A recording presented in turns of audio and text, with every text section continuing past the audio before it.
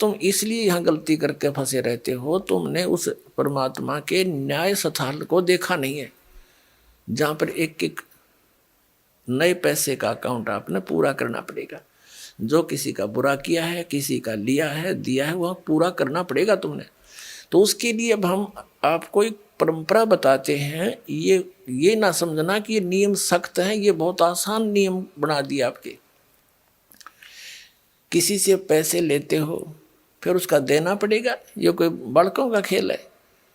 जैसे कोई रिश्वत लेता है या किसी और 2 नंबर से बकवाद करके किसी से ठग लेता है, वो पैसे उसने देने पड़ेंगे। इसमें ना किसी और जन्म में वो दामाद बन के ले जाएगा और खुश होकर देने पड़ेंगे और कई गुना हो जाएंगे तब तक। तो सिर में दर्द करने की आवश्यकता नहीं है, ये बिना ज्ञान के हम ऐसा करें। इसलिए अब क्या है, जैसे हमारे उलझे संस्कार तो ढेर हैं अभी पिछले भी, ये तो समाप्त हो ही नहीं सकते। यदि ये विधान हम माने इन अज्ञानियों का कि प्रारब्ध कर्म और संचित कर्म जितने भी हैं ये तो भोगने ही पड़ते हैं, और फिर मोक्ष कैसे होगा, अंत कैसे होगा, ये हमारा आपस का संस्कार अंत नहीं होगा तब तक हम मुक्त नहीं हो सकते, फ्री नहीं हो सकते। उसके लिए परमात्मा ने विधान बताया है कि एक ऐसा मंत्र दूंगा, उस मंत्र की कमाई से आपके पुण्यों का तो ढेर लग जाएगा, और जो पाप आपके होंगे उनको मैं कैंसिल करूंगा अपने कोटे ते, अपनी ताकत ते, आपकी श्रद्धा देख के, आपकी आस्था देख के। कहते हैं जब ही सतनाम हृदय धरो भयो पाप को नाश, और जैसे चिंगारी अग्नि की भाई पड़े पुराने घास। तो 1000 टन सूखा घास पड़ा हो और उसमें एक माचिस की सीख जला कर लगा दे, सारे को फूंक करके ढेर बना देगी, राख बना देगी, और चलेगी तेज हवा उसको उठाओगे कहीं की कहीं फेंक का होगी, फील्ड क्लियर हो जाएगा। तो कहते हैं जैसे सूरज के आगे बदरा ऐसे कर्म छयारे, और प्रेम की पवन करे चित मंजन झलके तेज नयारे। आत्मा और परमात्मा के बीच में आपके इन पाप कर्मों का के बादल छा गए, इनको प्रेम की पवन और करे चित मंजन झलके तेज नयारे। जैसे सूरज के आगे बादल ऐसे कर्म छयारे, और प्रेम की पवन करे चित मंजन फिर झलके तेज नयारे। एक मंत्र दिया जाएगा आपको, आपके पापों का नाश करेगा। आपके जब पाप नाश हो जाएंगे, आपके हृदय में एक विशेष कसक बनेगी। भगवान की चर्चा सुनते ही, प्रारंभ होते ही, उसका नाम शुरू होते ही, कहीं पर भी चर्चा सुनते हो तो एकदम गदगद आत्मा होगी, आंखों से आंसू टपकने लग जाएंगे। तो वो प्रेम की पवन है, प्रेम की हवा चल पड़ी, और फिर वो साफ कर देगी आपके सब दुर्गुणों को, और संचित अपराध है उनको भी, और प्रारब्ध वाले कर्मों को भी ये मंत्र नाश करेगा। तो कहते हैं इस प्रकार। तो यहाँ जो हम अपना जो संस्कार है अब आपके जिसके भी जैसे हैं, अब इसको परमात्मा यही निमटा देगा आपके। जैसे अब हम करने परमात्मा के आदेश से होगा। बच्चों, जीव के बस का नहीं है। कबीर भगवान की रजा बिना ना तो समाज सुधार हो सकता। ये समाज सुधार का ठेकेदार बताया करते, समाज सुधारक देखा करते, मैं ऋषि दानंद जैसे, उन जैसा विकारी प्राणी नहीं था, और हम उनसे आशा करते थे कि वो समाज सुधार करेंगे। भांग वो पीता था, तम्बाकू सूंघा तम्बाकू खावे और हुक्का पीवे, नंगा रहे, अबरक भस्म खावे और चाय पीवे 150-100 वर्ष पहले। तो कहने का भाव ये है, किसी जीव का दोष नहीं, यू काल किसी के पंजे नहीं टेकने देता। ऋषि में ऋषि फेल कर दिए। विश्वामित्र जैसे राजा था, विश्वामित्र राज त्याग कर जंगल में जा बैठा, घोर तपस्या करने, रास्ता था नहीं इनके पास, परमात्मा का साथ नहीं, काल इनके इर्द गिर्द रहता है, इनकी बकवाद को तुरंत खराब करने के लिए साधना कर रहा था। ऊपर तो एक उर्वशी भेज दी औरत खूबसूरत, वह वहाँ इधर उधर बैठ कर लग गई अदाएं करने। विश्वामित्र छोड़ दिया सारा, भक्ति उसका पीछा हो लिया। एक लड़की को जन्म देकर पटक कर उसके बारने आ गए। 6 महीने की होली जब पकड़ ऋषि तेरे लड़की को, और अब तेरा और मेरा इतना मत इससे काम आई थी। बता, मन के मारे बन गए बन तज मस्ती, माँ कह कबीर के करूँ यो मन तब माने ना। जंगल में टिंडे लेने गया था घर छोड़ कर, और यो काम करना था। अकल है तो यू काल ना टिकन देता। ये जीव के बस की बात नहीं, ये तो परमात्मा साथ रहेगा, काल को दूर रखेगा, दुर्बुद्धि से बचाएगा। ऐसे ही इन महर्षियों ने कोशिश की समाज सुधारण की, लेकिन तो खुद ना सुधर सके और उनके खाक सुधारेंगे, तो इनके बस की बात नहीं थी। ये काल इतना प्रबल है। ये तो कहते हैं काल डरे करतार से, जय जय जय जगदीश, ये जोरा जोड़ी जाड़ता पगरज डार शीसे। कहते हैं काल डरे करतार से और जय जय जय जगदीश, और जोरा यानी मौत परमात्मा के जूते साफ करती है, और पगरज डारे शीश कबीर परमात्मा के आगे कहते हैं ये मौत और ये काल है, उसके आगे करबद्ध हाथ जोड़कर खड़ा रहता है।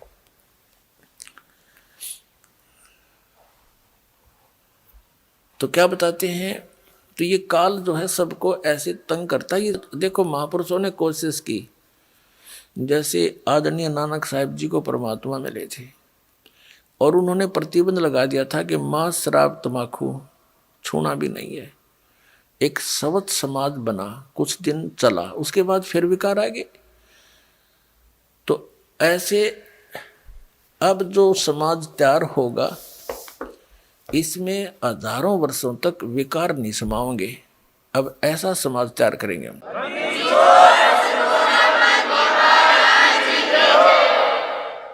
बीड़ी, मांस, तम्बाकू, शराब, सुल्फा, बुकी, ये जो बुराइयां हैं ये समाज से ग्रहण की और काल ने लगवाई, क्योंकि इसने करवाना है ये ऐसा कर्म अपना टेस्ट बनाने के लिए।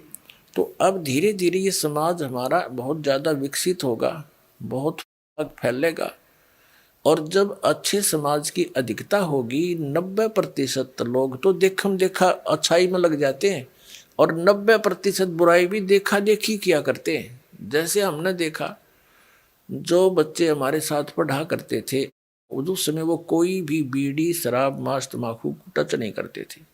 जब उनको नौकरी मिल गई वहाँ देखा लंबी सिगरेट ला कर और नो करें, वो भी देखम देखा लागे करन, तो वो बुराई शराब भी शुरू कर दी और वो सिगरेट बीड़ी भी शुरू कर दी। वो बुराई देखा देखी सीखी, उनकी कोई ट्रेनिंग थोड़ी है।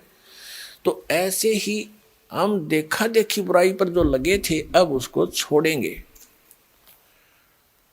और इस ज्ञान के आधार से इतना दृढ़ हो जाएंगे, हमने विष दिखाई देगा रिश्वत लेना या दहेज लेना और देना। अब ये दहेज क्या है, अपनी बेटी पर भार लादना है, और जो लेने वाला है वो अपने सिर पे वजन रखेगा। तो अब परमात्मा क्या करेगा कि आपके ये संस्कारों को निमटाएगा। जैसे अब प्रारंभ कर दिया है परमात्मा की दया से, बुद्धिमान पुण्यात्माएं हैं, भगत हैं, वो समझने भी लगे दास के इस उद्देश्य को। तो वो क्या करते हैं, सिंपल वे से अपने बेटा और बेटियों को लाते हैं और सिंपल एक रामायणी परमात्मा की महिमा का गुणगान करते हैं, बच्चों को बैठा करके। उस परम पिता के मुख से बोली वाणी है ये, और इससे बच्चों के संस्कार जुड़ते हैं। तो ना कोई लेना है ना देना है। अब लड़के का लड़की से विवाह नाता जोड़ना है वचन से, माया से नहीं। पहले माया कहाँ थी, जब ब्रह्मा विष्णु महेश का ब्याह हुआ, जब कौन से राजा ने सिक्के छाप रखे थे और किसने नोट बना रखे थे, तो हमारी अकल काम ना करती। हम वर्तमान की परंपरा में इतने धस जाते हैं कि हमारी बुद्धि काम ना करती। इस माया से ब्याह होगा, ये तो हम दोषी बना रहे हैं, एक दूसरे को कर्जवान बना रहे हैं बच्चों को। तो फिर ये जो संस्कार आपके आपस के थे परमात्मा खत्म कर देगा, यहीं फिनिश कर देगा, आपके आगे नहीं बढ़ने देगा। आगे बढ़ाओगे तो फिर सारे नियम तोड़ के बढ़ाओगे, फिर आपकी भक्ति भी जाएगी, संस्कार फिर नए सिरे से शुरू हो जाएंगे, यहीं धक्के खाओगे, भटकते रहोगे। अब ये समय है यहाँ से निकलने का। तो जो दास आपको बता रहा था, अब परमात्मा गरीबदास साहिब जी की आत्मा को लेकर सचखंड में गए। वहां जाकर क्या देखा कि अन्य रूप में परमात्मा एक सिंहासन के ऊपर बैठे हैं और सुंदर शरीर है। एक रोमकूप में करोड़ सूर्य करोड़ चंद्रमा मिला दे इतनी रोशनी है परमात्मा की, मनुष्य दृश्य है, निराकार है।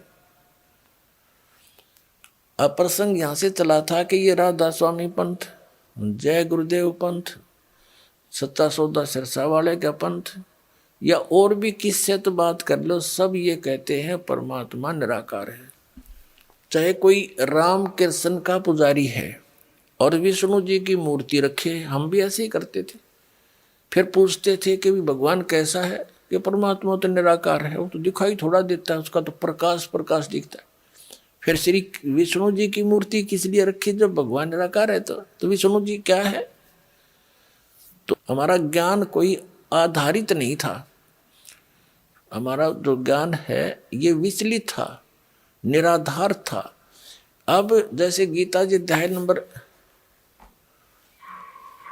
2 के श्लोक नंबर 53 में 53 में कहा कि अर्जुन, जिसमें तेरी बुद्धि भिन्न भिन्न प्रकार के भ्रमित करने वाले वचनों से हटकर एक परमात्म तत्व के तत्व ज्ञान पर स्थिर होगी, तब तो तू योग को प्राप्त होगा, तब तो तेरे में भगत के लक्षण आवेंगे, तू योगी बनेगा, भगत बनेगा।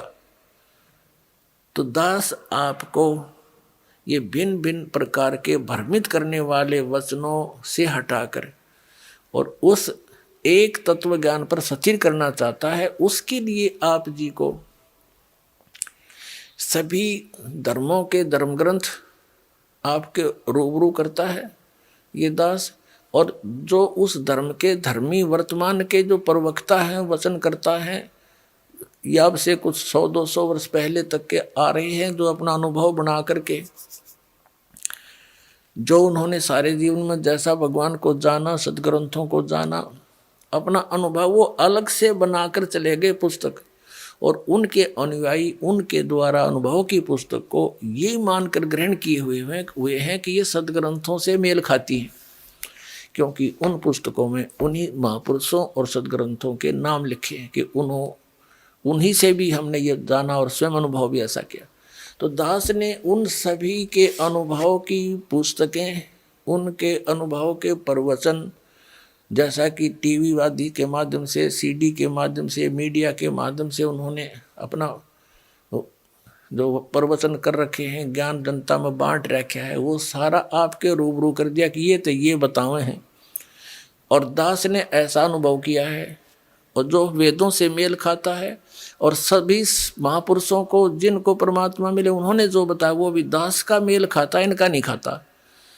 तो इससे उनको रिजेक्ट कर दो, तो उस गलत अनुभव को, गलत ज्ञान को, शास्त्र विरुद्ध ज्ञान को त्याग के और शास्त्र विरुद्ध साधना को त्याग कर शास्त्र अनुकूल साधना ग्रहण करो। ये सारा कुछ प्रयत्न करके निष्कर्ष यही निकालता है दास कि आप उन सभी को त्याग कर, जो आपकी दिशा ठीक नहीं थी, वो शास्त्र ठीक नहीं थे, उनके अनुभव ठीक नहीं थे, वो संत अनुभवहीन थे, उनको परमात्मा प्राप्ति हुई नहीं, जिनको तुम परम धनी मानकर, महर्षि मानकर, आचार्य मानकर, शंकराचार्य मानकर उनके चिपके हुए हो, उनके पास यथार्थ आध्यात्मिक मार्ग नहीं है। आपका जीवन नाश हो रहा है, और ये प्रमाण प्रूफ देख लो। और इतना कुछ देख कर भी जो नहीं मानता है, उसके लिए परमात्मा कहते हैं वो चातुर प्राणी तो चोर हैं, जो अटपट करके दुनिया ने पीछे लगाए बैठे हैं। कहते हैं चातुर प्राणी चोर हैं, ये मूड मुग्ध हैं, ठोठ, इतना ज्ञान देखकर, प्रमाण देखकर भी उनके चिपके बैठे हैं, वो हैं मूड ठोठ, बिना अकल के, और वो संतों के नहीं काम के, उनको दो गलजोट। तो परमात्मा कहते हैं कि वो फिर हमारे काम के भी कोई नहीं, वो वहीं मरे रहो फिर, और क्या इलाज है उनका। इतने प्रमाण देखकर और फिर विष खाने की तैयारी में, तो या तो वो नशे में है या कति मूढ़मती। फिर क्या बताते हैं कि जानबूझ साची तजय, एक भक्त ने अपने गुरु को कहा कि गुरुदेव आप संत हैं और संत वही हो जो सच्ची बोले।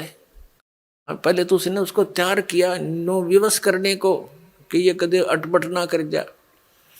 और भगत भगवान के मार्ग में झूठ बोलो, भगत कैसा? कहाँ बेटा बच्चा ऐसा ही है कि आप अपनी आत्मा से बताइए जो पुस्तक ये मैंने पढ़ी है और ये आपके अनुभव के विपरीत है, या सच्ची है या झूठी। तो उसने कहा भाई तेरे को सच्ची लगती होगी तू ग्रहण कर ले, मैं तुझे बाधा थोड़ा ही कर रहा हूं, मुझे तो अच्छी लगती नहीं। तो उनको कहते हैं जानबूझ साची तजय और करे झूठ ते ने ताकि संगत है प्रभु सोपन में भी ना दे। इसे दुष्ट के दर्शन भी नहीं करे सपने में भी। जानबूझ कर किस लिए? सिर्फ अपनी वो मेहनता ही ना छूटे और कलगदा बनेगा, वह मेहनता ही वहाँ छूटेगी, फिर मारेगा कड़म लठ कुमार डायमंड का बोरा कमर पर होगा। तो हमने जो भी संत महंत आचार्य ऋषि महर्षि शंकराचार्य संत हैं, ये सभी परमात्मा के लिए ही निकले हैं। अभी तक तो चलो जैसा भी हम धोखे में थे, संत भी थे और भगत भी थे। अब इस दास ने कति क्लियर कर दिया। अब इन संत महंतों ने या तो ये बताना चाहिए कि रामपाल झूठ बोल रहा है, एक पॉइंट गलत सिद्ध कर दो मेरा, और नहीं तो अपना कल्याण कराओ। आओ मान बढ़ाई क्या है?